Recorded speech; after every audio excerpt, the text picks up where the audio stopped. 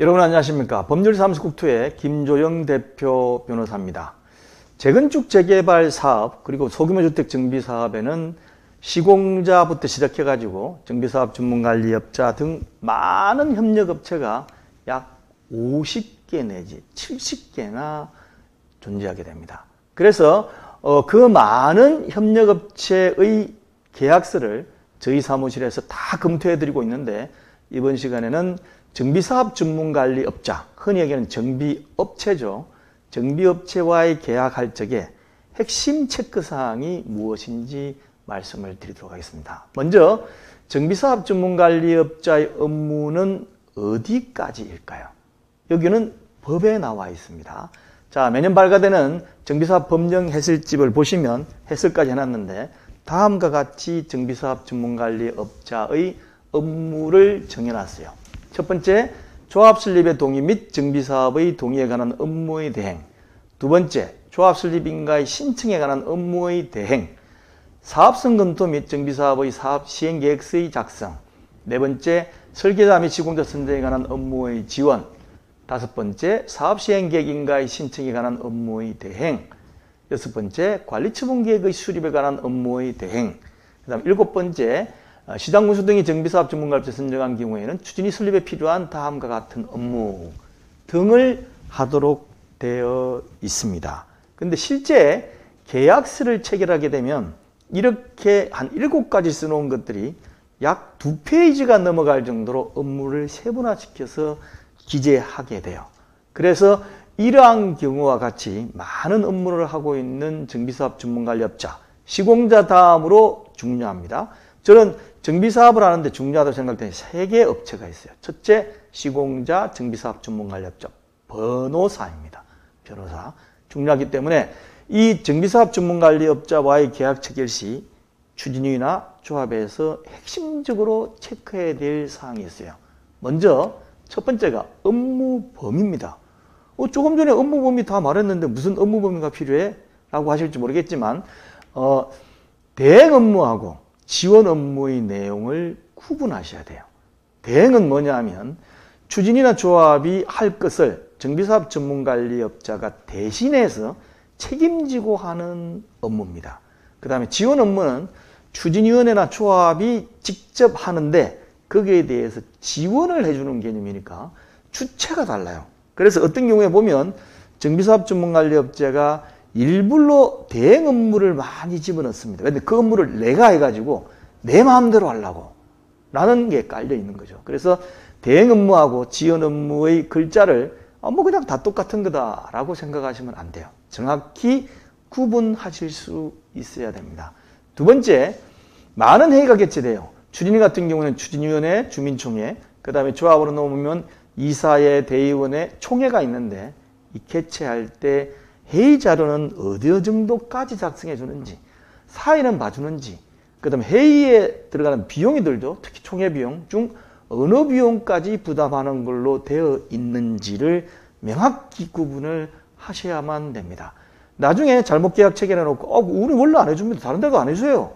라고 하는 식으로 넘어갈 수도 있고, 야, 사회까지 다 봐주고 와가지고 매번 할 바에 정비사업 전문가업체 어떻게 해먹겠습니까? 대충 이렇게 서류해 줄 테니까 알아서 진행하십시오. 라고 하는 경우도 있다는 거죠. 그 다음에 업무 기간입니다. 업무 기간, 체결할 때부터 끝날 때까지지. 근데 체결할 때부터 끝날 때까지인데 거기에 중요하게 깔려 있어요. 해산시까지 해주는지, 모든 경우는 해산시까지 해주죠? 아니면 어디까지 더 해주는지 중요합니다. 나중에는 정비사업 전문관리업자가 손 털고 나면 남은 조합장님이 청산 단계에서 엄청나게 힘들게 일하실 수가 있어요. 자, 업무기간 어디까지인지. 그 다음에 세 번째, 용역비 지급 비율입니다. 물론 다른 것도 많지만 용역을 체결하면 정비사업 전문관리업체, 저도 마찬가지입니다. 많이 먼저 받으려고 하죠.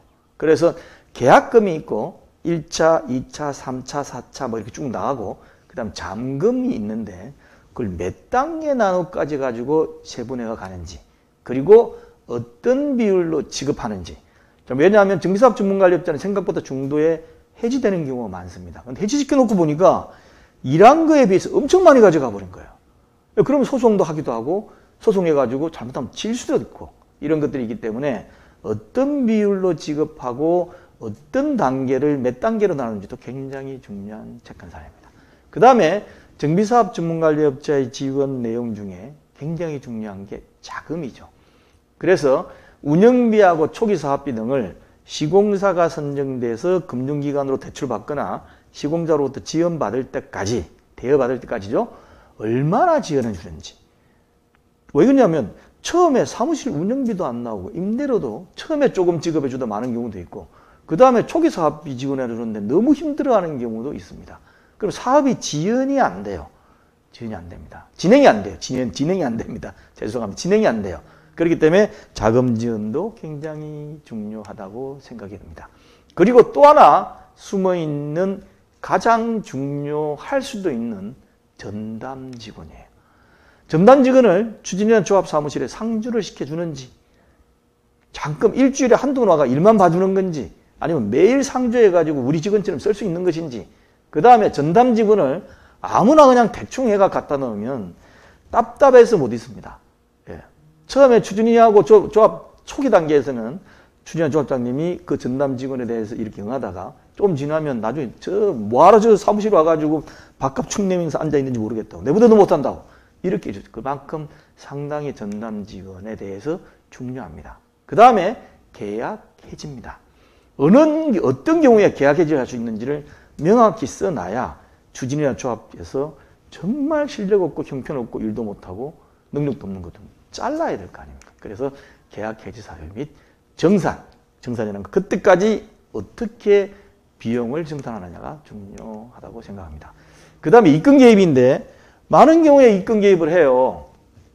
그런데 정비사업 전문관리업자 회사에서 차원에서 하는 수도 있지만 직원이 몰래 해먹는 수가 있어요. 근데 들켰다. 그러면 어떤 조치가 있어야 될 거 아닙니까? 그래서 입금 개입 어느 정도 할 수 있는지 계약서에 표기하는 거.